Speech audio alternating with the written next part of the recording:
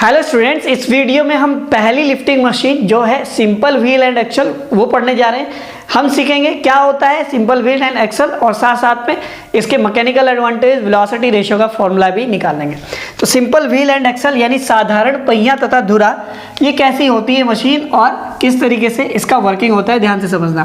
देखिए इसमें क्या होता है, सिंपली एक शाफ्ट होती है अपने पास और उस शाफ्ट के ऊपर कुछ इस तरीके से एक एक्सल होता है, कुछ ऐसे, और एक होता है एफर्ट व्हील बोलते हैं इसको। ये होता है अपने पास एफर्ट व्हील, कुछ ऐसे।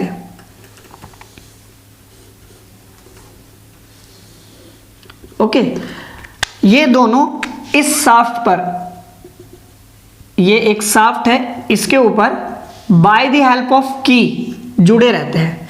ठीक है, ये इसको बोलते हैं एक्सल, इसको क्या बोलते हैं एक्सल बी, और इसको बोलते हैं व्हील ए। ठीक है, इसलिए इसका नाम क्या होता है सिंपल व्हील एंड एक्सल होता है।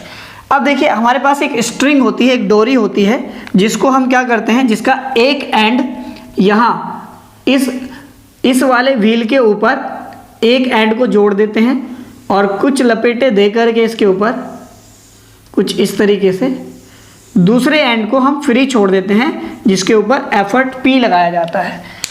एक दूसरी डोरी होती है, दूसरी स्ट्रिंग होती है, जो कि एक्सल बी पर लपेटी जाती है और इस तरीके से लपेटी जाती है कि जैसे आपने व्हील पर लपेटी है उसके अपोजिट डायरेक्शन में लपेटी जाएगी, किसके ऊपर, बी के ऊपर। ठीक है, तो अपोजिट डायरेक्शन में कैसे, कुछ इस तरीके से एक एंड एक्सल पर बांध दिया जाएगा और दूसरे एंड को कुछ लपेटे दे करके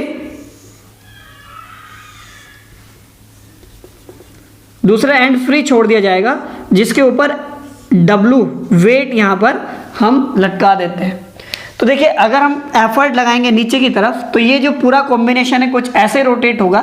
तो अगर ये इस तरीके से रोटेट होता है तो जो लोअर W है वो वाली स्ट्रिंग इसके ऊपर क्या होगी, लिफ्टेगी। अगर ये स्ट्रिंग नीचे उतरती है तो ये जो दूसरी स्ट्रिंग है ये एक्सल बी पर क्या होगी, लिपटनी शुरू हो जाएगी, यानी लोड जो है ना वो ऊपर की तरफ लिफ्ट करना शुरू कर जाएगा। इस तरीके से इसका वर्किंग होता है। अगर हम बात करें यहाँ पर कि हम इस जो ये जो हम अपने पास ये है ना एफर्ट व्हील, इसको क्या बोलते हैं, एफर्ट व्हील बोलते हैं, और इसको क्या बोलते हैं, इसको लोड एक्सल बोलते हैं। ठीक है, और अगर हम क्या करें, इसको एक रोटेशन दें तो इस P के द्वारा देखते हैं कितनी डिस्टेंस चली जाएगी। तो distance moved by effort in one rotation या one revolution of effort wheel is equal to, suppose करते हैं जो एफर्ट व्हील है ना, इसका डायमीटर सपोज कर लेते हैं कैपिटल D है और इसका डाया सपोज कर लेते हैं स्मॉल d है। ठीक है, तो इसके एक रोटेशन में, व्हील के एक रोटेशन में कितनी डोरी नीचे उतरेगी भाई, जितनी डोरी नीचे उतरेगी उतनी तो एफर्ट डिस्टेंस कवर करेगा उतनी तो दूरी चलेगा एफर्ट। तो इसके एक चक्कर में कितनी डिस्टेंस या कितनी डोरी उतरेगी भाई, इसकी सर्कमफेरेंस के बराबर, इसकी परिधि के बराबर, जो कि होगी कितनी, pi d, pi into capital D, and distance moved by load या weight in one rotation of effort wheel. देखिए एफर्ट व्हील एक चक्कर घूम रहा है तो एक्सल भी तो एक ही चक्कर घूमेगा, क्योंकि दोनों एक ही शाफ्ट पर क्या है, लगे हुए हैं। तो इसके एक चक्कर में ये जो लोड है वो कितना ऊपर जाएगा, या यही कहें कि इसके ऊपर कितनी डोरी लिपटेगी, जितना इसका सर्कमफेरेंस है, यानी pi into small d। So velocity ratio, वेग अनुपात का क्या फॉर्मूला होता है बच्चों, distance moved by the effort and distance moved by the load. तो distance moved by effort divide by distance moved by load, ये फॉर्मूला होता है किसका, वेलोसिटी रेशियो का।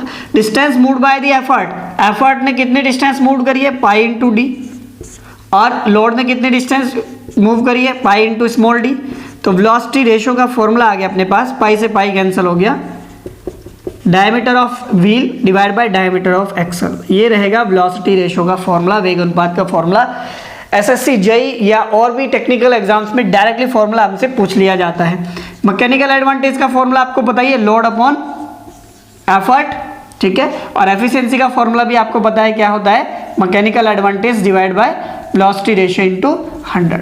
ये सभी हम पहली वीडियोस में कर चुके हैं। आई थिंक आपको इसकी सिंपल व्हील एंड एक्सेल की जो वर्किंग है वो समझ में आया होगा, डायग्राम समझ में आया होगा, और इसका जो पूरा डेरिवेशन है वो भी समझ में आया होगा। मिलते हैं डिफरेंशियल व्हील एंड एक्सेल के साथ नई वीडियो में। Thank you for watching.